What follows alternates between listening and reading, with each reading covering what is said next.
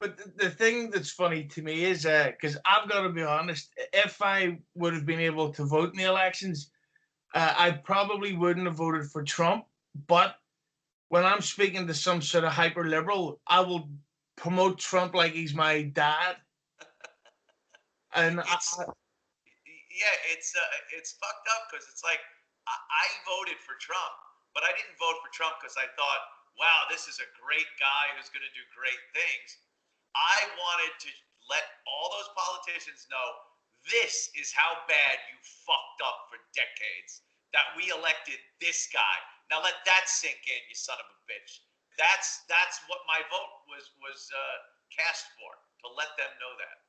and the thing that's funny to me is they better pray to fucking the Scientology gods, that Trump doesn't get impeached, because if he does and Mike Pence fucking takes over, they're going to be praying for the glory days of Donald Trump. Yeah, yeah, he is one of those real hardcore conservative, religious, right wing guys, and I don't think people understand actually how willing to compromise Trump is, and how he's not just a textbook right wing conservative. They have him painted out as being, Hitler. And the truth of the matter is, Trump Trump's favorite thing is Trump. So you got to look at, like, oh, they call him a narcissist and egotistical. Yeah.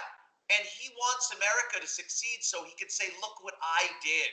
Well, if the end result is we're all better off, I don't give a shit what his reasoning is. If it's a vanity thing or he wants to be able to go down in history as the greatest president ever, that seems to me to be pretty good for everybody. And if you ever want that job anyway, you're an egotistical, narcissistic fuck. Who wants to be leader of the free world? Get the fuck out of here. I can barely control my own life. But that's one of the things I had to laugh at the day. There was like within 48 hours of him going into the presidency, there was the women's rights march, and they were complaining about their lack of rights. And you wanted to go, hey, you do know that that's because of Obama, right? Obama. It's like, Yeah, well, Obama is still looked at here like he's revered, like some kind of saint. And the truth of the matter is, his 8 years of being president was really detrimental to this country on every front, financially, ethically, as far as division between races and religions and everything. That all came about under Obama. And then Trump gets in there, and the one unifying thing for Americans is cash, money. If he could come up with jobs and cut our taxes, let us have a little more money in our bank accounts, that unites Americans, believe me. And he doesn't care about black or white or religion. He just cares about make America successful, and then whoever lives here will have the table set to become successful. The Democrats and liberals all seem to want to keep you in a state where you need them. Look at the homeless, look at the horrible poverty, look at this. They never want to fix it because they always want to say, we'll fix it for you, but they never do anything. So they hold it over your head, and that seems to be what they've been doing for forever. like, I don't care if you're black or white. I just like green.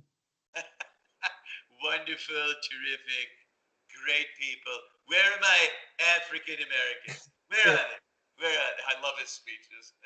That's why you should actually play a game on the podcast, like Dice or Trump. Who said it? You probably wouldn't be able to tell quite a few times. I've seen Trump there was a roast years ago on Comedy Central where a bunch of comics came out and roasted Donald Trump, and there was some really distasteful racial, sexual jokes.